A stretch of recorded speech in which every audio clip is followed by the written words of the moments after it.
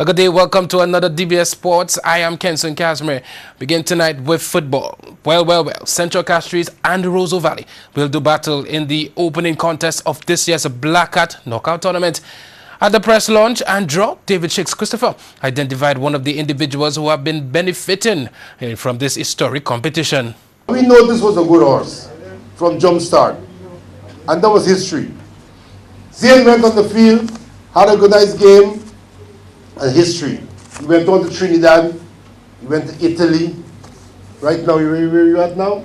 Croatia. And this is our national captain of Sept. So give him a round of applause. Applaud of Black Hat and the sponsors. So this is the kind of work we're doing. We have Lester Joseph out of Soufrière. And we have guys like Sheldon Emmanuel. And the list will go on and on and on. The doors that Black Hat open for young players. Christopher admonished sponsors to do a little bit more to assist individual footballers. We have a lot of young players, aspiring players, talented players. If every one of my sponsors could adopt one of the most exciting or promising players coming out of this tournament, not no big way of sponsorship, but give them the facilities, give them the support, the equipments, give them a little stipend where they can go and train so they can know, well, I'm under St. Lucia Distillers. So St. Lucia Distillers giving me $400 every month. I'm going to pay my transportation, get my nutrition, make sure I'm okay. And also at the press launch was Black Hat advisor Cuthbert Didier. Didier spoke to the importance of competitions like these for young men on island. This is not a Black Hat football where, women dress up and people sell and there's economic activity. But these are young men who have challenges, who go home in the ghetto, who go home in depressed communities. And from what Shakes and Tennyson was briefing me earlier on today, we are beginning to see a legacy of success through Black Hat and the St. Lucia Football Association. Well, the second game on Saturday will feature Dennery and Ancillary. One of the main sponsors of this year's event is Blue Waters. Blue Waters is once again proud to be associated with this prestigious game of football under the auspices of SLFA in collaboration with Black Hat Productions and most importantly, Shakes. Okay? Over the years, we have seen this event blossom into what it has become today, the #1 football tournament in St. Lucia. Well, on Sunday at 6 p.m. in a huge clash, Coca-Cola champions Masha, they will take on the national under-20 team. Well, at 8 p.m. home team Marbia Valley will take on Viewfort North. In this draw, the last two teams on the island to obtain a national silverware will put it all on the line. That's between the national under-20s and, of course, Masha. In their only recorded encounter, the national under-20 came out victorious on penalties. This makes this perhaps the most intriguing draw in the first leg of the tournament. Now, rivaling this matchup in the first round is a mouth-watering clash between the former three-time champions Dennery and 2011 champions Ancillary. Both teams have shown signs of life in recent times, but have failed to make a significant impact in the tournament over the last few years. In another encounter, defending champions of Viewfort South, they will take on Leclerc. 2013 champions Grosley, they will take on Deriso. Mico, they will take on Soufrière, while Canris will take on Labrie. Well, former World Cup winning captain Darren Sammy believes the future is bright for young Kimani Melius. Sammy spoke to DBS Sports about the progress of the young sensation. He's our next shining light. You know, he came from the Under-19 World Cup with good scores. It was a bit disappointing that, you know, he didn't go on to, you know, the Windwards team, whether it was the Super 50 or the first class team. He probably, I don't know if he got a game, but West Indies B now in Canada, and we just took part in the Canadian Premier League where the West Indies B team got to the finals. So I think it's a great opportunity for not only Kimani but the further development of our young aspiring cricketers. Well, Melius returned home recently after a brief stint with the West Indies B team. At 17, Kimani became the youngest St. Lucian to ever make the West Indies B team. Well, action in the 2018 Commercial Basketball League competition returns to the Beausejour Indoor facility tonight. In two absolutely monumental clashes, Benny Hippolyte and CSA, they will take on Elijah Williams, Balloon Brett and Wasco in the opening encounter. In the second match on the night, Shamaja Baptiste and Financial Services, they will take on Chauvin Matthew and the Police. Well, action got underway from 6 p.m.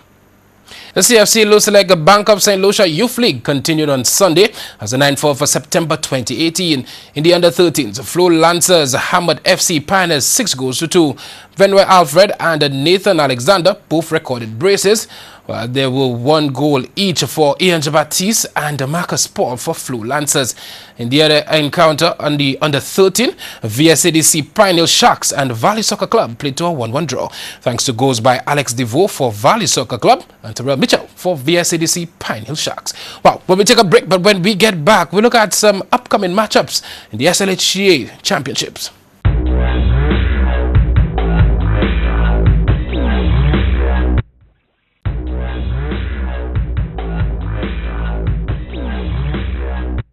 Welcome back. Well, the semi-finals of the SLHTA 2018 Champions Cup will be held on Sunday, 9 September 2018 at the Marshall Playing Field with the staging of a double-header.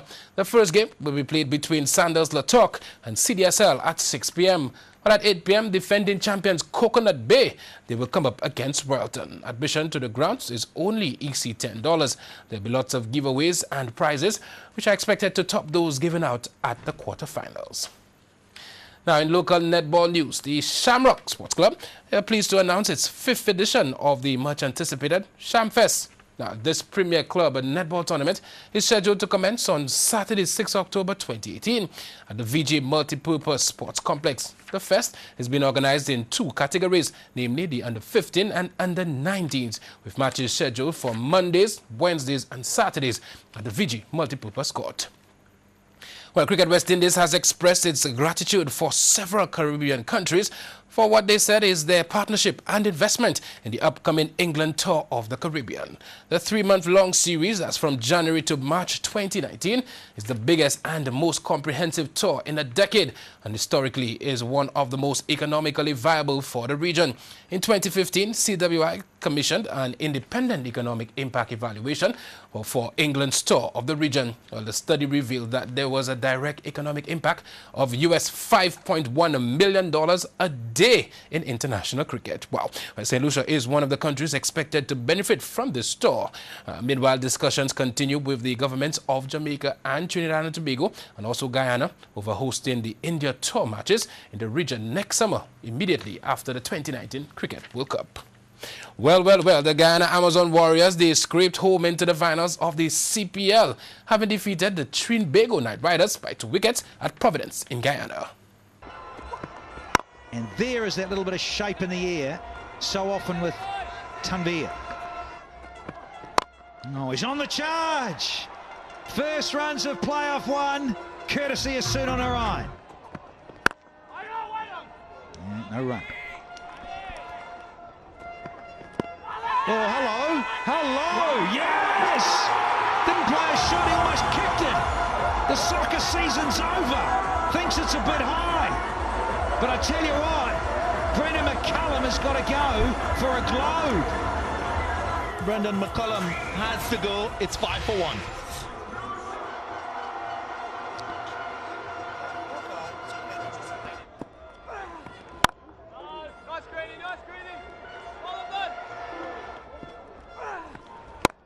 Oh dear, up in the air. You are joking. What is going on?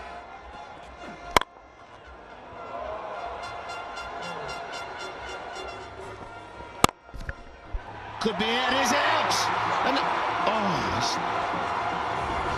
as he put it down, there's a high, no, he gave a high five and then said, no, I didn't catch it. Get the hive in there first.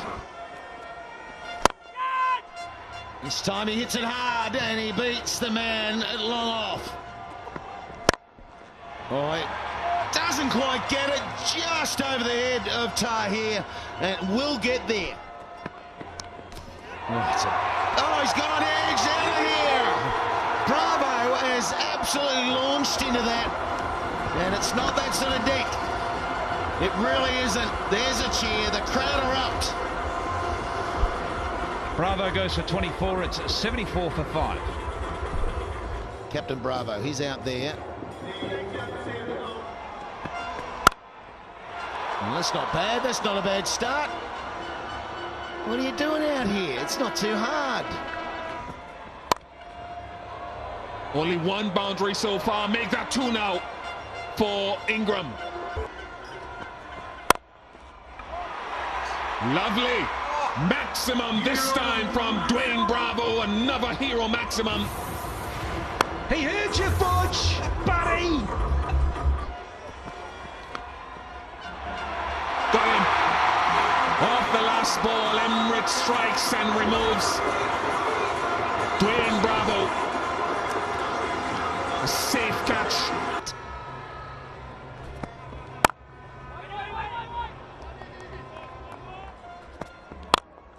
There you go. Now he gets it away, and straight away, hero maximum. He might be the man for the night.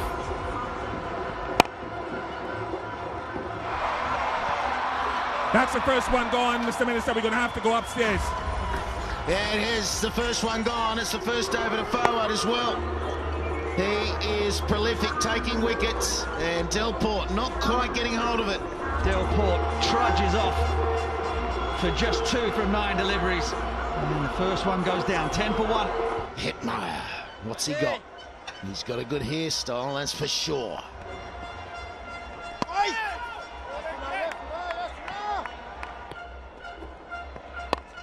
There's the variation. Ronke gets enough on that. Yes, he does. Hetmeyer is only on 2. And that is going to get things going. 1 bounce for the crowd. There's plenty to cheer about. Goes high, should be taken. Important wicket. Number 2, Kari Payne, his first over, strikes. Yeah, it seems to be on cue. You talk up a bit of strategy, and then the bowler tends to deliver here at Providence. It's the end of the second one. It's Ronke out cheaply again for unlucky 13, 23 for 2. Jason Mohammed comes to the crease. Oppish. Good delivery. And this is a very good plan. Strong appeal. And given. Wicket number 3.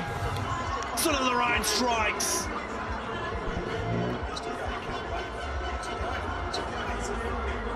Out for just 3, 29 for 3 here.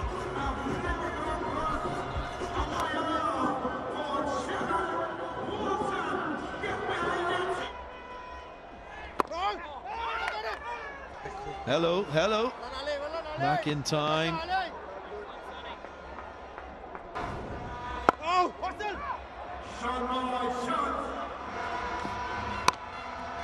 Serious bat speed.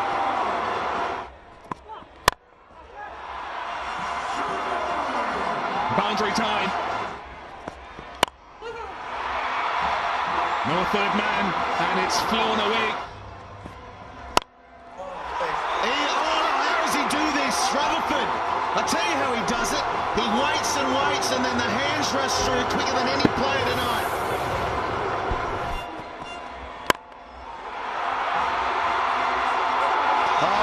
Got a hand to it. Burst through it.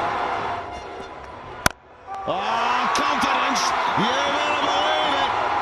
Hetmeyer out of here. Well, they're jumping because they're sensing a victory. Just 21 from 20 required now. The mix-up. Bowler's in. He's gone to the right end. I think he's too quick. He is really quick. Have a look at this. Kevin Cooper, the presence of mind to allow the ball to go through. Looks short in my estimation. And it was a big mix-up. He's been run out for 39. It is now 102 for 6.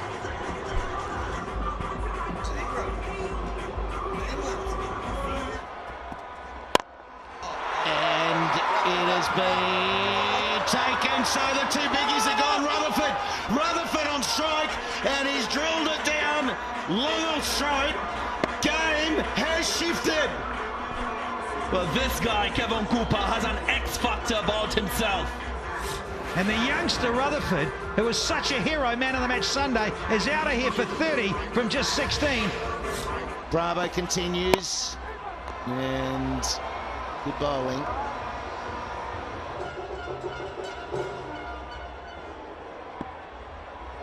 Emery on strike. And he's hit that well. Straight to the man, misfield. They're going to come back for 2. Big fella at the other end, dreaming.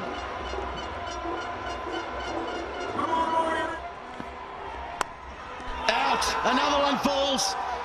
Is the game slipping away from the home side? It is getting harder and harder for them. Wicket for Bravo. Takes him wide, takes space off the ball. Exactly what is required in this situation and in these conditions. Emirates, just for a single, there's the 8th nail in the coffin at 105.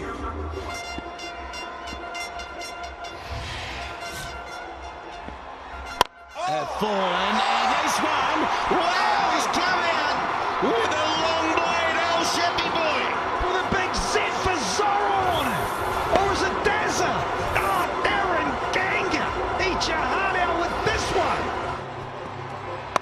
Oh, just to the left of that man on point, and they're 4 closer.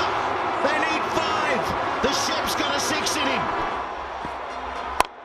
It's gone straight in the air. He's got it. It's in. The Warriors are up. The Birds get on the plane. Yes, through to the final. And we almost let him. Well, the defending champions must now wait to find out who wins between the Talawas and Patriots in the eliminator, and they will face the winner of that matchup in the second qualifier. Well, as sports, let's take a look at the weather. DBS News continues after the break.